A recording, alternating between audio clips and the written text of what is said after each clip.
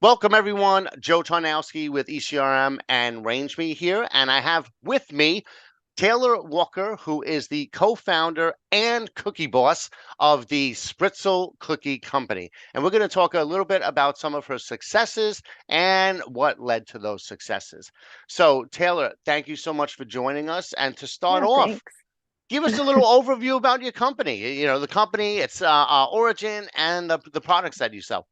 Sure. So my mom and I are the co-founders, and it is based on my great grandmother's recipe. So her original is a Swedish spritz cookie around Christmas time, a shortbread cookie, and then we took that to create Spritzal, and had a little fun name with that. And then now our flavor based on that recipe is our deliciously almond, and then we created a whole clean label, minimal ingredient shortbread cookie bite line that we just launched last year.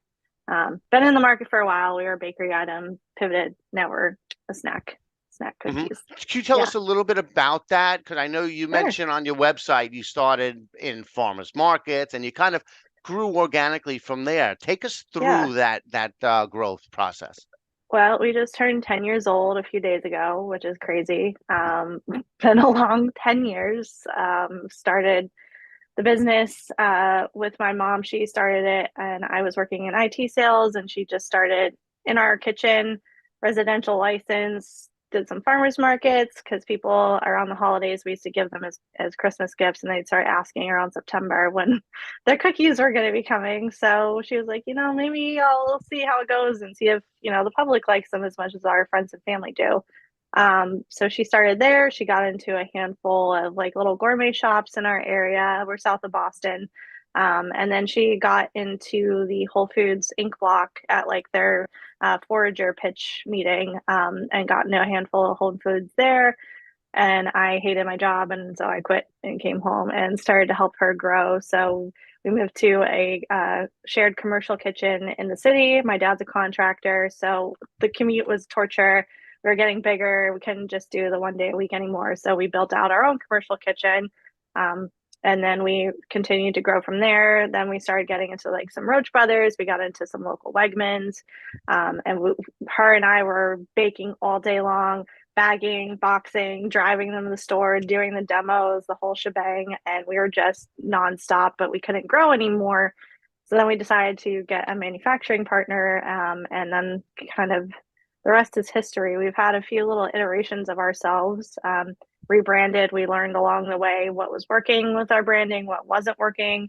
And then in 2019, going into 2020, we decided to completely overhaul and became the fun pink flavor variety that you'll find on shelves now with lots of fun flavors. We have a ooh lemon, we have a birthday cake, a key lime, we have a blueberry pie, which is one of our newest flavors.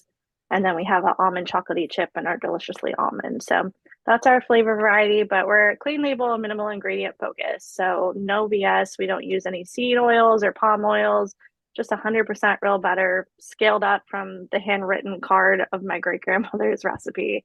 And it's just a simple way that people used to bake. And I think the consumers love it. They're really responding to it. We're giving a better for you option. So that's That's that. great. And better for you is very important nowadays, especially It is. Yeah. everyone's focusing on health and wellness. They want clean ingredients. They don't want a whole bunch of things on the ingredient label that they cannot pronounce. So, That's and so I love correct. your journey, and not only that, but your willingness to learn and adapt and change if you have to as the need arises. Correct. Yeah. It's not easy. Granted, I've gotten some gray hair that I didn't have in my early 20s when I started.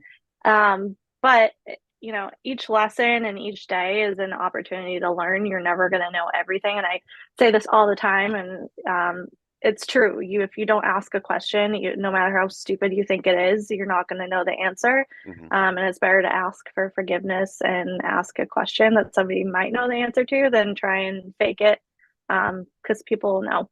So, I mean, this industry is hard. It's definitely not been the easiest. You can't go to school for it, basically. You have to learn on the job. But it's so great to connect with other people too in the industry, and see the customer feedback and get to know everybody. And we're been loving working with RangeMe and ECRM. So I'm excited to have this chat with you too today. Well, that's great. Now you have gotten a lot of experience pitching buyers in all of the summits that you participate in. So, as a Range Me premium subscriber, you have the opportunity to participate in summits and different immediate opportunity campaigns that retailers might do. And when I looked in the back, I saw you at least more than a dozen, maybe 15, and you've had some successes from those. Can you tell us about your experience with those and how they went and how you go about them? Sure. Well, basically in the morning, I have my morning cup of coffee at 8 a.m. and I hop on LinkedIn and I hop on RangeMe and I see what's up. That's part of my morning routine. And I like to see, what buyers are looking at, if we've got an item or a keyword that's trending. And then I also go review what the category review periods are. We're a certified woman-owned company. We're WPENC certified. So we've participated recently in submitting through the supplier diversity summits that are hosted, as well as, just applying if our category is up for review. And even if we have a broker partner that's working on it directly with them, I'll also still submit. So it's a double, the buyer seeing us more than once in more than one capacity. But we've had some great success with RangeMe. Buyers respond to the fact that they can see the keywords, that they can see different offerings that your product has, how you differentiate within your competitive marketplace. I'm a big data nerd, so I truly appreciate all the analytics that are available for me to see on the back end, and then use that as a tool to have some success. But the Range Me meetings have been great, and I always just submit and see what happens. And if they want to have a meeting, great. If not, I'll find them another way. So yeah, that's basically how I That's use Range great. Me. And as Yeah, a data nerd, I'm sure you're going to love it. I don't know if you saw, I think we made the announcement last week, but now we're teaming up with Nielsen IQ, yep, and there's category level data in there. So you have a yeah. lot of I've stuff already that you can started play playing with. with it. There you go. All right. So now some of these summits included virtual meetings. When you were accepted on RangeMe, you submit through RangeMe, they accept your submission, and then you have a virtual meeting on ECRM's Connect platform. Correct. How do you approach those meetings? We talked a little bit about it before, that timer going off, and it's like, all right, it's your turn now. It's go time. How do you Yeah. prep for them, and how do you approach your buyer meeting? Well, for starters, I always do my research and see, who I'm talking to. If I've talked to them before and kind of give them an update and then show them, all the strides that we've made, or if it's our first time connecting with this buyer. I always like to be very personable. As you can tell, I'm just a super chill person in general. But I always make sure I'm prepared with my presentation, which I have a great deck that's super successful for us, and I could do it in my sleep. So that part I know is great.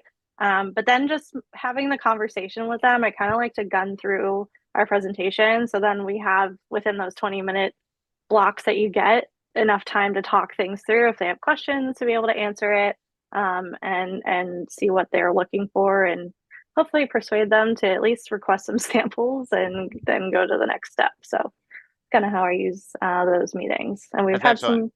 some awesome ones that are coming soon. So That's right. You've yeah, landed a couple of big chains, so yeah, we're glad to hear about that. And my question, so can you, without naming the retailers, can you talk a little bit about some of the wins that you've had? yeah. So recently we've had one that now will be still going through all the paperwork, but we'll be launching in July. So you can check out our socials for that announcement. I don't announce it until it's on the truck or on the floor. Yeah, on the Yeah, shelf too. Yeah. yeah, exactly. And then we just had another great meeting this past week, requested samples. This is for 2025, so there's Mhm. still a little bit more follow up to do, and finding the distribution route to get there. But even like with TikTok, we applied. We have a TikTok shop. It's more like I saw the opportunity because we were having issues with TikTok shop, and I'm like, Mhm. if I can apply on here and at least get somebody on the other side to answer me, I was like, yay, there's an opportunity here to get an answered question. So there's lots of those kind of situations. Sometimes, with different summits, they'll say maybe not right now, but in the future, and Mhm. that's okay too, because it gives you the opportunity to kind of go prove yourself in the other markets you're already in and come back at them with that data in 6 to 8 months when they're doing their next review. So all ups and downs, positive things, but if unless you do it, you're missing an opportunity to get in Mhm. front of somebody. Yeah, I mean, consistency is very important because, like you just said, they're not always going to be ready for you. Hmm. You may, and things can happen. You can land somebody within a few months, or you can chase them for 6 years before you get on the shelf. Yeah. In fact, Yep. I spoke to one brand that did exactly that. One brand he chased for 6 years, and another brand he ended up just meeting at the cocktail reception at one of our sessions, and Hmm. they overheard a conversation, and he was on their shelves in 6 months. You Yeah. can never tell, so it's No, important exactly. to be everywhere, to be consistent, stay in front of them. And if it's not the right time, it's not the right time, but maybe next year will, or the year Hmm. after that. And Yeah. that's important. So that's a Yeah. great outlook to have. Yeah. I also like we're about to do sweets and snacks in a few weeks, and I always put like our RangeMe QR code, Mhm. so the buyers can see that and they'll know there's some more data to see, and hopefully that converts their eyes to our product in more than one kind of faceted location. But the opportunities are great, and even now I see more retailers are coming on board that weren't there. We've been on ECRM RangeMe for I think we got on in 2020, just before COVID started. So, and it's great to see all the retailers that have been added that see the benefit of using that to kind of source products. Mhm. Because sometimes, smaller brands like myself, we're not a big brand yet. We're getting there. But we can't get travel. We can't get in front of the buyer. We don't have the time. We don't have the bandwidth. So this is just a great tool in order to be able to kind of build your brand that way because we can have a conversation like this. I'm in my bedroom office right now. And I don't have to travel or get on a plane to have this conversation. And if you wanted cookies, I can ship them to you.